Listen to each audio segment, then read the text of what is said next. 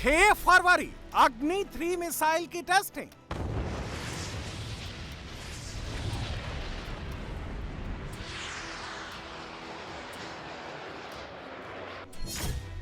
चार फरवरी ramjet missile की testing.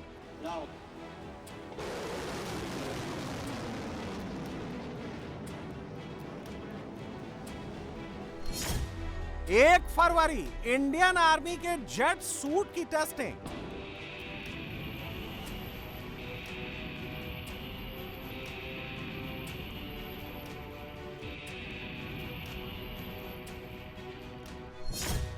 26 फरवरी सबसे खतरनाक मिसाइल का प्रदर्शन।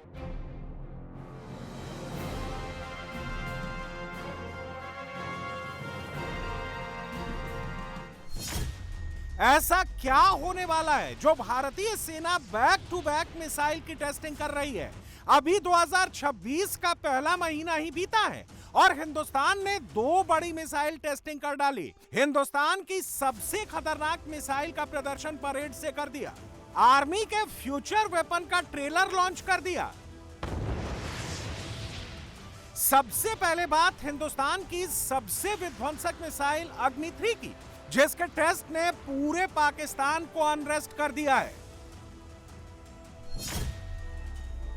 इस्लामाबाद, लाहौर, मुल्तान, पेशावर, रावलपिंडी, कराची, ग्वादर, किराना हिल्स, पाकिस्तान का ऐसा कोई शहर नहीं है, पूरे पाकिस्तान में ऐसी कोई जगह नहीं है जो अग्नि 3 की रेंज में ना हो। पाकिस्तान में मुनीर पाताल में छिपेगा तो हिंदुस्तान की अग्नि उसे वहां भस्म कर देगी।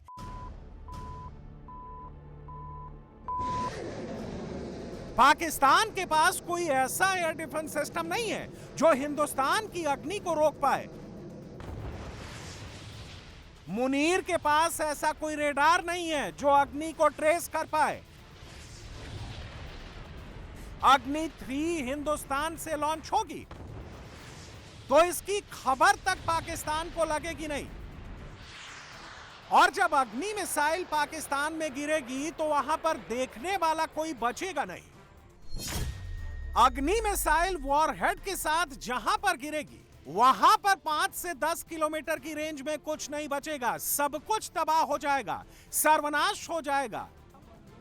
पिछले साल मई में पाकिस्तान ने फतह मिसाइल दिल्ली की तरफ दागी थी, जिसको बीच हवा में ही इंडियन डिफेंस सिस्टम ने खाक में तब्दील कर दिया था।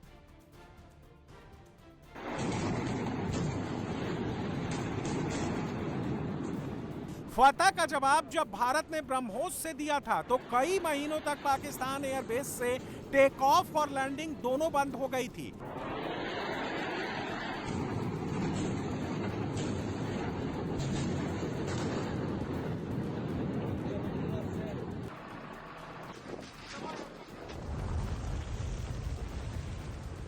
अभी तक पाकिस्तान ने ब्रह्मोस का रुद्र अवतार देखा था।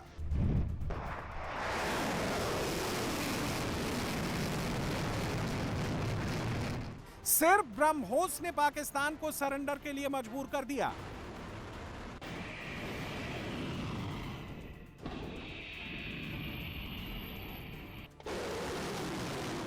अब की बार अग्नि 3 रण के लिए तैयार है। अग्नि 3 इतनी घातक है, इतनी विध्वंसक है, युद्ध में पाकिस्तान का जो साथ देगा अग्नि बाण वहां पर हमला कर सकता है।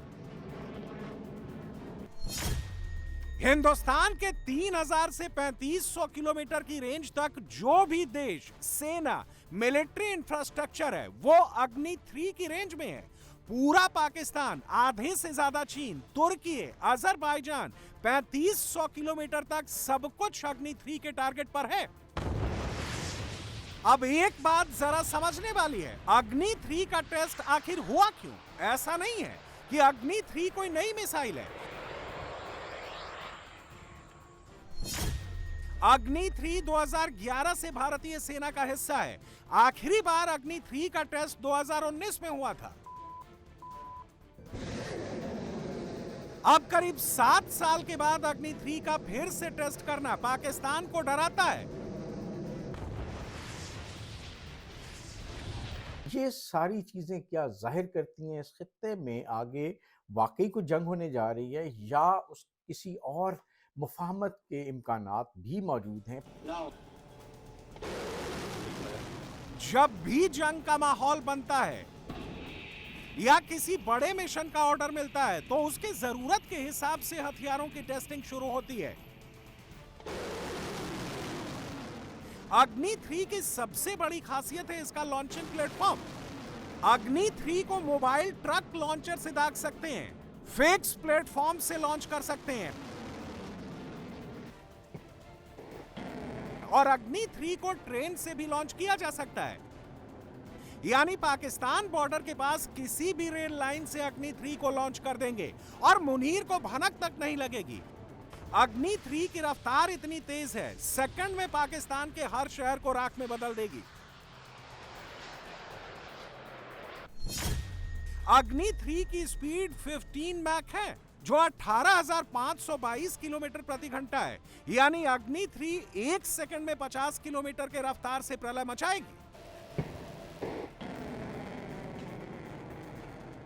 अग्नि 3 इंडिया के सेकंड स्ट्राइक युद्ध नीति का सबसे अहम हथियार है।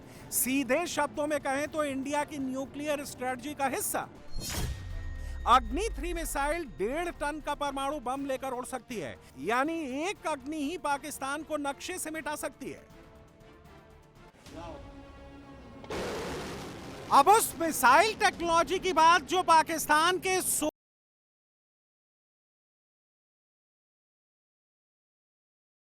मिसाइल का टेस्ट है। इस मिसाइल में जो इंजन लगा है वो सबसे बड़ी खबर है। इस मिसाइल में दुनिया का सबसे एडवांस मिसाइल इंजन लगा है जिसको कहते हैं रैमजेट। रैमजेट टेक्नोलॉजी रूस, चीन, अमेरिका और भारत के पास है। दुनिया में सिर्फ 4 देशों के पास है। रैमजेट इंजन से मिसाइल की स्पीड और तेज हो जाएगी।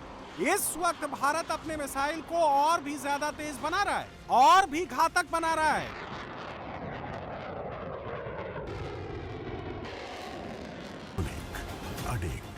जल हो, थल हो या नभ हो, इंडियन नेवी हो, इंडियन आर्मी हो या फिर इंडियन एयरफोर्स, तीनों फोर्सेस के पास इतनी दमदार और खतरनाक मिसाइल है जो युद्ध शुरू होते ही दुश्मन को बर्बाद कर देंगी।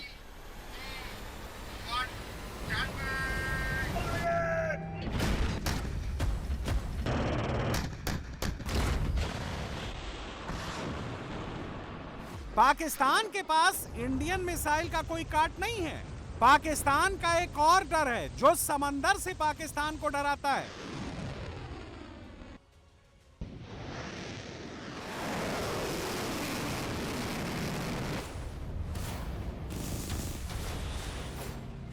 एयरक्राफ्ट आईएनएस विक्रांत के नाम से पूरा पाकिस्तान कांप जाता है। विक्रांत में ब्रह्मोस से लेकर बराक 8 तक मिसाइल होती है। जमीन में कहां पर मिसाइल अड्डा है इसकी लोकेशन एक बार पता लगाई भी जा सकती है, लेकिन समंदर में विक्रांत कहां पर है, कहां से मिसाइल आएगी, ये पता लगाना पाकिस्तान के बस में नहीं है। इसलिए पाकिस्तान रात दिन विक्रांत जपता है।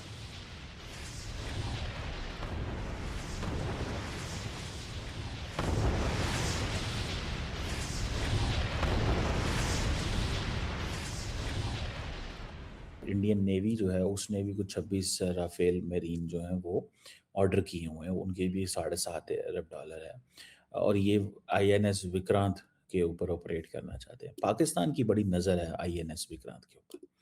ये मैं आपको बात बताऊँ, ये पाकिस्तान के टारगेट्स में से टारगेट है। मेरा ख्याल है जो पाकिस्तान की नेवी है वो ये समझती है कि अगर हम सिर्फ विक्रांत को हिट कर दें या इनके जो एयरक्राफ्ट कैरियर हैं उनको हिट कर दें तो the job is done. Now, this is too big, it's too strategic, it's too important to hide it, it's too important to showcase it, and it's too important that it cannot, stay away. तो ये factors हैं, इन सबको थोड़ा सा one must see this, इसको थोड़ा सा देखना पड़ेगा। 1971 में पाकिस्तान ने इंडियन एयरक्राफ्ट को टारगेट करने का ख्वाब देखा था। बदले में पूरा कराची बंदरगाह तबाह हो गया था। इस बार पाकिस्तान जंगी जहाज आगे बढ़ता है तो उसका जवाब है ये मिसाइल।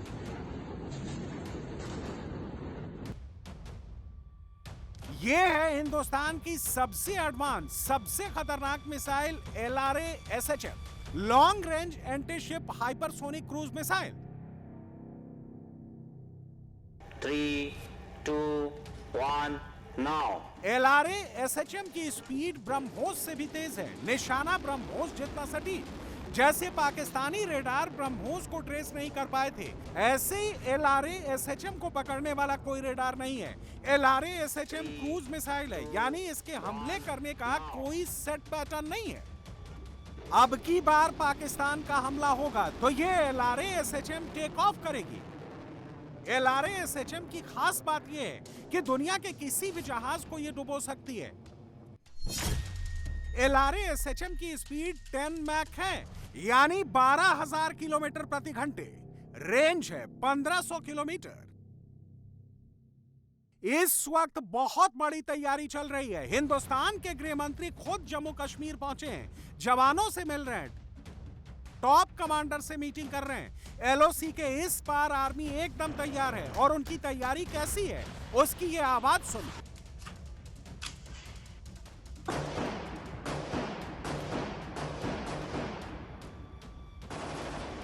दुश्मनों के लिए 100 राउंड वाली डर्न मैगजीन तैयार की गई है, जो एक बार जवानों की राइफल से जुड़ गई तो दुश्मनों पर ऐसा प्रहार होगा।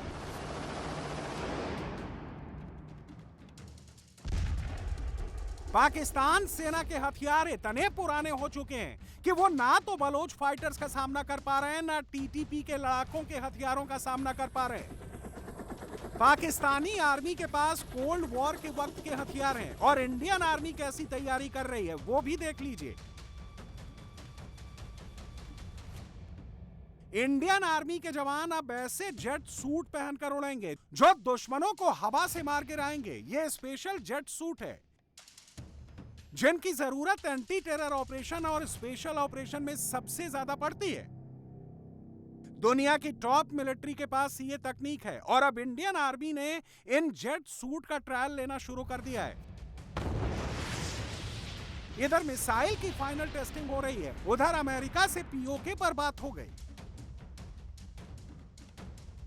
यह नक्शा अमेरिका ने जारी किया है। इसमें POK को पाकिस्तान के हिस्से में नहीं दिखाया गया है, ना विवादित जगह बताया गया है। अमेरिका ने पूरे के पूरे जम्मू कश्मीर को हिंदुस्तान का बता दिया। यह नक्शा आसिम मुनीर की सबसे बड़ी हार है। आसिम मुनीर को बचपन से डिसीवर कहा जा रहा है।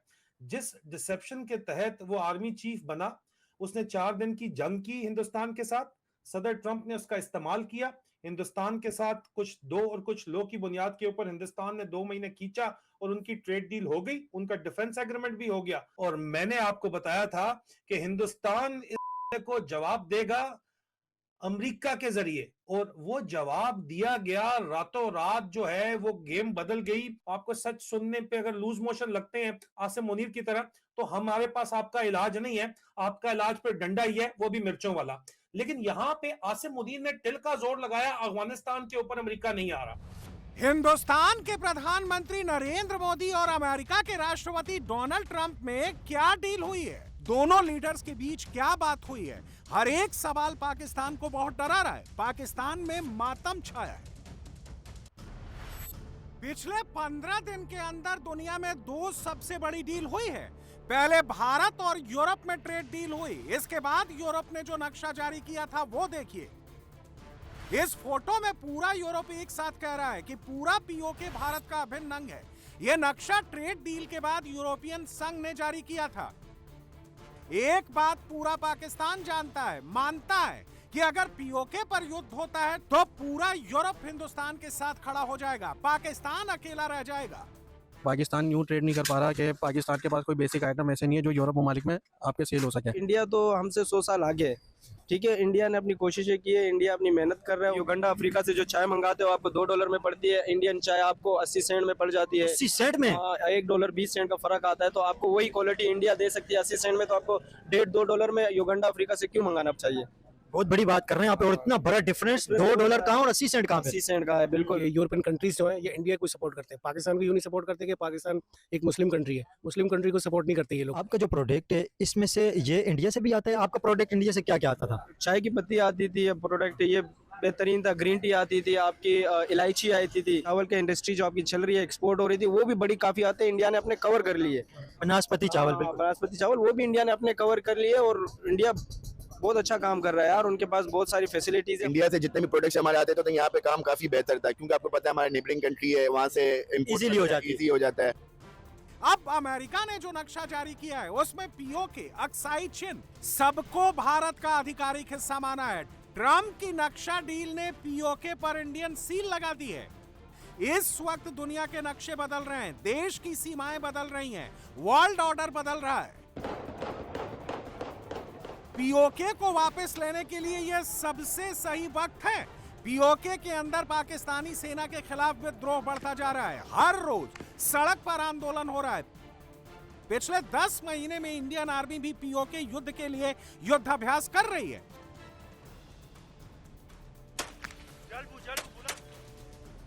दूसरी तरफ बलूचिस्तान आजादी के लिए खून बहने लगा है। पाकिस्तान सेना को चुन चुन कर मारा जा रहा है।